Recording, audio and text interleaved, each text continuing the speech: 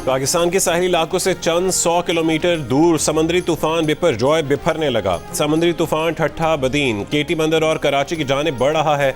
तूफान कराची से 550 किलोमीटर और ठट्ठा से 530 किलोमीटर दूर है। DGPDMA का तमाम इदारों को हाई अलर्ट रहने का हुक्म। महकमा मौसमियात के मुताबिक तूफान के मरकज़ में 150 से 190 किलोमीटर फी घंटा की रफ्तार से हवाएं चल रही हैं। महकमा मौसमियात ने कहा है कि समुद्री तूफान 15 जून की दोपहर तक भारतीय रियासत गुजरात के करीब पहुंचने का इम्कान है। कराची में 14 जून को आंधी और बारिश का इम्कान है। कराची में CVU रोड खैबान इत्तेहाद तक बंद कर दी गई। साहिल पर जाने पर पाबंदी आयद। तूफान से पहले कराची में गर्मी की शिद्दत बढ़ गई। 13 से 17 जून तक माहीगीरों को भी समंदर में जाने से रोक दिया गया।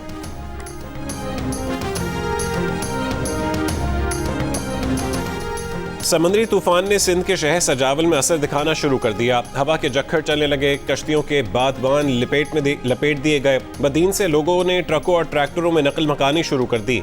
आशियाने वीरान हो गए। 2000 से ज्यादा लोग घरों को छोड़ गए।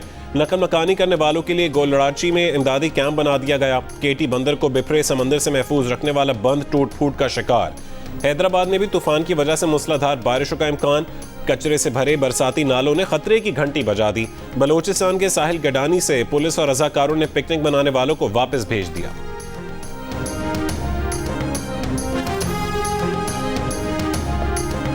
महफूज मकामात पर मुंतकली के लिए लोगों से दरखास्त नहीं करेंगे बल्कि उनको मुंतकिल करेंगे। वजीर आला सिंध ने वार्निंग दे दी। कहा कि समुद्री तूफान से सबसे ज्यादा नुकसान सजावल को पहुंचने को खदशा है। ठट्ठा, सजावल और बदीन से 60,000 लोगों को महफूज मकामात पर पहुंचाना है। तहसील घोड़ाबारी से 7,500 से ज्यादा आबादी को मुंतकिल कर दिया गया। तूफान की वजह से कराची में आधे घंटे में 60 मिलीमीटर तक बारिश हो सकती है, जो क्लाउड बर्स्ट जैसी सूरत हाल पैदा करेगी।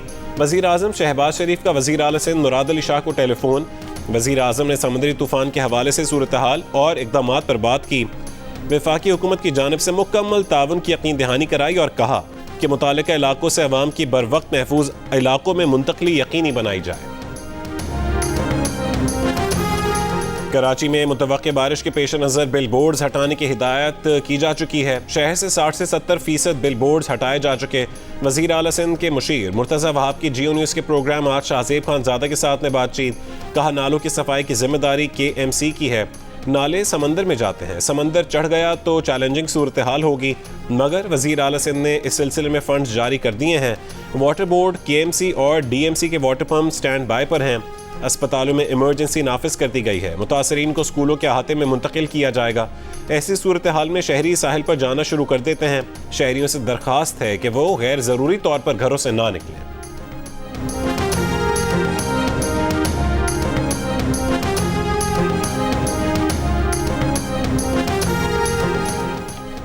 समुद्री तूफान बिपरजॉय की वजह से भारत के शहर मुंबई के साहिल पर बुलंद लहरें। तूफानी हवाओं ने कई परवाजें मनसूख करा दी। रनवे बंद हो गए। भारतीय रियासत गुजरात के साहिली इलाकों से लोगों का इनखला शुरू। माहीगीरी की सरगर्मियां बंद। जिला कच्छ में दफा 144 नाफिज। 13 से 15 जून तक शदीद बारिश का इम्कान। भारतीय महकमा मौसमियात ने कच्छ और सौराष्ट्र के लिए अलर्ट जारी कर दिया।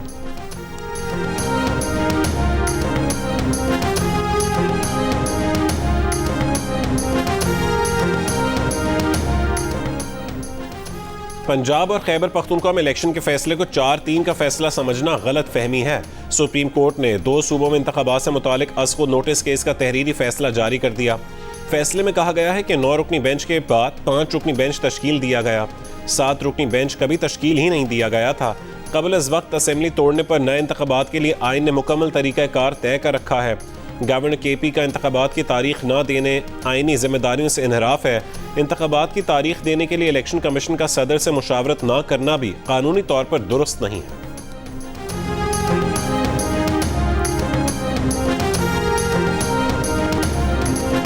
9 मई को मियांवाली एयरबेस पर 85 जहाज मौजूद थे जिनको जलाने की कोशिश की गई। वजीर दिफा ख्वाजा आसिफ का कौमी असम्बली में खिताब। कहा कि एक जमात और उसके कारकुनों ने मंसूबे के तहत फौजी तनसीबात पर हमले किए। पूरी दुनिया में फौजी तनसीबात पर हमलों के केस फौजी अदालतों में चलते हैं। हमने कोई नया कानून नहीं बनाया, बल्कि ये कानून पहले से मौजूद है। जहां दहशत गर्दी होगी वहां दहशत गर्दी के कानून के तहत केस चलेगा। जिन्होंने जहाज़ों को निशाना बनाया, किला बाला हिसार को निशाना बनाया, आर्मी एक्ट के तहत केस चलेगा। कौमी असम्बली ने 9 मई के हवाले से मुज़म्मती करारदाद मंजूर कर ली। करारदाद में कहा गया कि 9 मई को फौजी तनसीबात पर हमला करने वाले तमाम अफराद के खिलाफ पाकिस्तान आर्मी एक्ट 1952 के तहत कार्रवाई करते हुए सजाएं दी जाएं। शरपसंदों और मुजरमों के खिलाफ कार्रवाई के दौरान इंसानी हुकूक की खिलाफ वर्जी नहीं की गई। वज़ीर आज़म शहबाज शरीफ ने कहा है कि हुकूमत ने नए बजट में उन शोबों पर खुसूसी तवज्जो दी है जो मुल्की तरक्की का सबब बनते हैं। इंफॉर्मेशन टेक्नोलॉजी, ज़राअत, शमसी तवानाई, नौजवानों की तरक्की और दीगर शोबों के लिए मुफस्सल मुशावरत के बाद पॉलिसी इक़दाम उठाए हैं। कहा कि हुकूमत शमसी तवानाई के मुल्क गिर फ़रोग़ के लिए भी काम कर रही है ताकि महंगी बिजली की जगह शमसी तवानाई से फ़ायदा उठाया जा सके। रूस से खाम तेल की खरीदारी भी तवानाई सलामती मनसूबे का हिस्सा है। नया बजट हालात की बेहतरी की जानिब एक कदम है। एक ऐसी मईशत हमारा हदफ है जो बैरूनी बहरानों से महफूज रहने की सलाहियत रखती हो।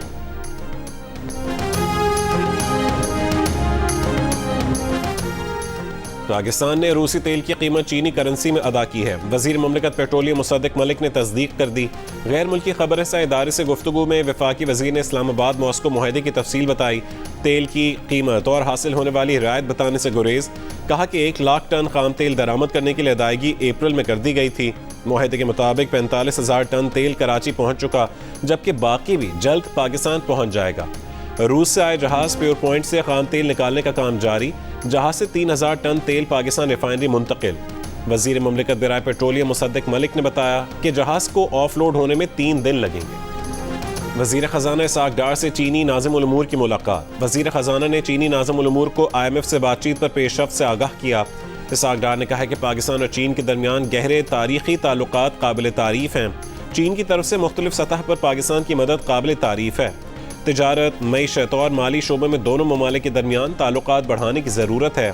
चीनी नाज़िम उल उमूर ने यकीन दहानी कराई कि चीन पाकिस्तान की मुसलसल मदद करता रहेगा।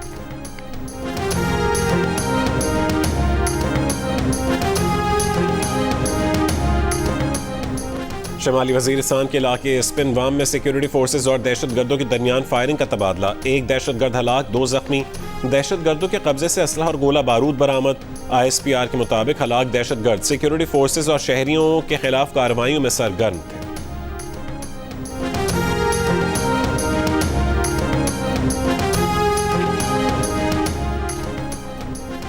चीफ जस्टिस उमर बंदयाल ने रिमार्क्स दी हैं कि हुकूमत की मजबूरियों को हम समझ सकते हैं। मुल्क को इस वक्त माली मुश्किलात का सामना है। हम सब की जिम्मेदारी है कि इन हालात में ताउन करें। ज़र मुबादला को बेहतर बनाने के लिए जो पैसे बैरून मुमालिक पड़े हैं वो मुल्क में रखें। सुप्रीम कोर्ट ने पाकिस्तानियों के बैरून मुल्क जायदादों पर 100% टैक्स पर हुक्म इम्तना जारी कर दिया। गैर मनकूला जायदादों पर 50% टैक्स अदा करने का हुक्म।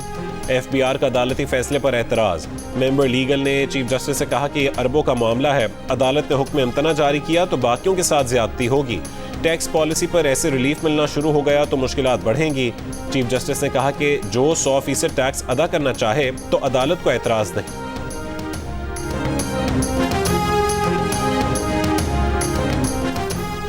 इस्तेहकाम पाकिस्तान पार्टी के बानी जहांगीर तरीन लंदन पहुंच गए। 1 हफ्ता क़याम करेंगे। नून लीग की क़यादत से भी मुलाकात का इम्कान है। इस्तेहकाम पाकिस्तान पार्टी के अहदेदारों का ऐलान कर दिया गया। अब्दुल अलीम खान पार्टी के सदर मुकर्रर, आमिर कियानी जनरल सेक्रेटरी बन गए। ओन चौधरी एडिशनल सेक्रेटरी मुकर्रर।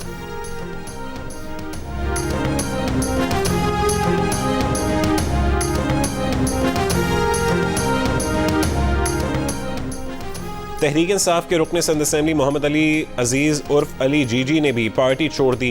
कहा कि वो सियासत से किनारा कशी इख्तियार कर रहे हैं। वो वीडियो बयान में कहा कि वो 9 मई के वाक़यात की मज़म्मत करते हैं। अली जीजी कराची शर्की के हल्का PS 105 से रुकन सिंध असेंबली मुंतखब हुए थे।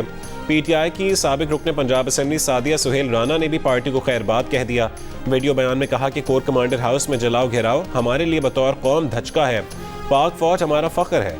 सादिया राना ने पार्टी ओहदों से इस्तीफे और सियासत छोड़ने का ऐलान किया। सेनेट इजलास में बजट पर ऑपोजिशन का एहतजाज, शोर शराबा और हंगामा आराई। ऑपोजिशन लीडर शहजाद वसीम ने कहा कि यह अगली हुकूमत के लिए मुल्क डिफॉल्ट होने का बंदोबस्त करके जा रहे हैं। हुकूमत ने इलेक्शन के मकासद को मद्देनजर रखकर बजट पेश किया है। हुकूमत ने बजट में जो ख्वाब दिखाए उसकी कोई ताबीर नहीं। 13 जमातों पर मुश्तमिल नाम निहाद तजर्बाकार हुकूमत हर शोबे में नाकाम हुई। गुज़िश्ता 1 साल में 10 करोड़ लोग गुर्बत की सतह से नीचे आए। सेनेटर वलीद इकबाल ने कहा कि ये एक भिखारी कौम का बजट है। बजट में कौन सी इस्लाहात हैं? ये वोटर्स के कहर से बचने का बजट है। सानिया निश्तर ने कहा कि मुल्क दिवालिया होने के दहाने पर है। मुल्क से सिर्फ सरमायाकारी नहीं जा रही बल्कि ब्रेन ड्रेन हो रहा है।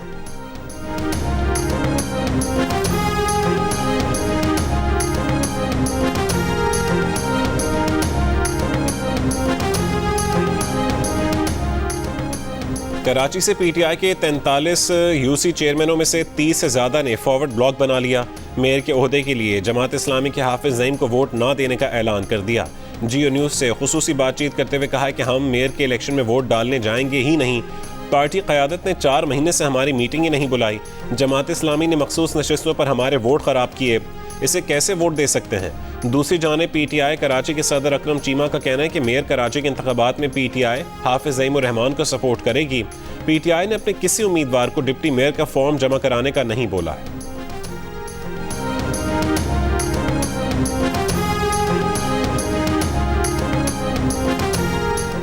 पाकिस्तान तहरीक इंसाफ के चेयरमैन ने भी और उसके बाद उनके कराची के सदर ने भी और सूबे के सदर ने भी वाज़े तौर पर यह ऐलान किया है और आज फिर किया है। गिरफ्तार हो गए अकरम चीमा साहब, उसके बावजूद उन्होंने कहा है कि हमारे तमाम चेयरमैन और रिजर्व सीट्स के कौंसलर जमात इस्लामी को मेयर और डिप्टी मेयर के लिए गैर मशरूत वोट डालेंगे, सपोर्ट करेंगे।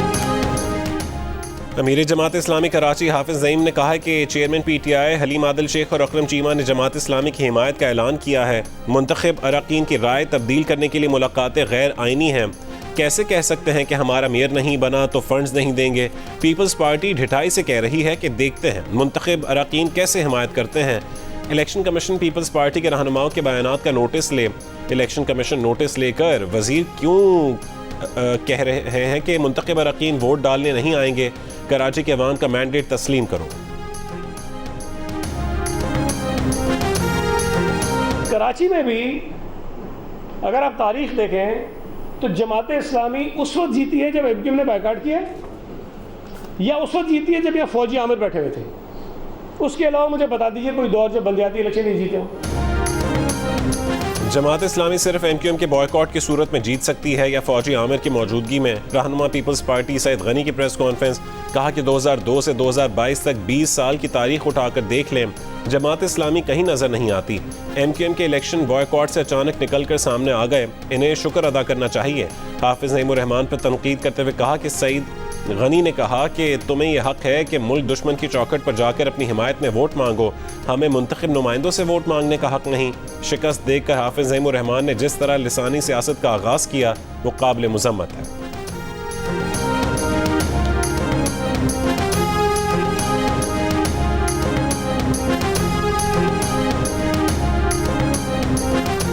पीडीएम इत्तेहाद के सरबराह मौलाना फजल रहमान ने कहा है कि इलेक्शन आईनी मुद्दत से आगे बढ़ाने का फैसला पार्लियामेंट ने करना है। पीडीएम इंतखाबी इत्तेहाद नहीं है मगर सीट एडजस्टमेंट में ताउन करेंगे। साबिक वजीर आजम जिन्हें चोर कहता है उन्हें पूरी दुनिया पैसा देने के लिए तैयार है।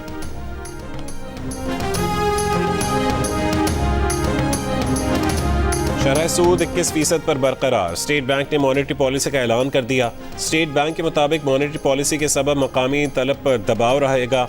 महंगाई की तवक्कुआत कम हो रही हैं। अप्रैल और मई की महंगाई के अदाद तवक्कुआत के मुताबिक हैं। आइंदा माली साल बजट मामूली सुकड़ाव की निशानदेही कर रहा है। आलमी बाजार में अजनास की कीमतों में कमी का रुझान बरकरार रहेगा।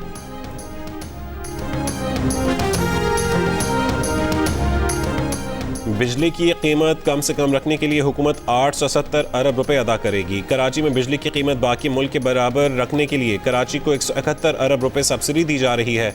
वजीर तवानाई खुर्रम दस्तगीर की प्रेस कॉन्फ्रेंस, कहा कि लोड शेडिंग, बिजली की चोरी और बिलों की अदम वसूली की बुनियाद पर हो रही है। जहां जितनी बिजली चोरी होगी उतनी ही लोड शेडिंग होगी। शिमाली वजीरस्तान मिरान शाह में शहीद जवानों की नमाज़ जनाजा अदा कर दी गई।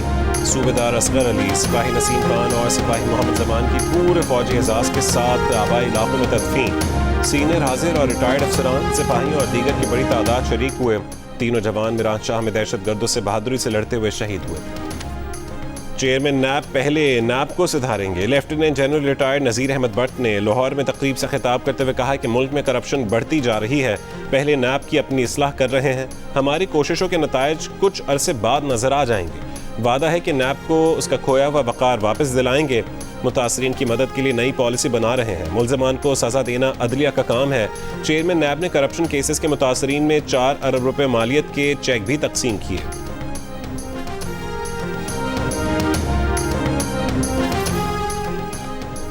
भारत के साथ अमन के लिए पहले मसला कश्मीर हल करना ज़रूरी है। 76% पाकिस्तानियों ने गैलप पाकिस्तान के सर्वे में अपने जज्बात का इजहार कर दिया। 20% मसला कश्मीर हल किए बगैर भारत के साथ पुरअमन ताल्लुकात के लिए जोर देते नजर आए। भारत के साथ मसला कश्मीर हल किए बगैर तिजारत समेत किसी भी किस्म के ताल्लुकात रखने के सवाल पर पाकिस्तानी अवाम की राय बटी हुई नजर आई।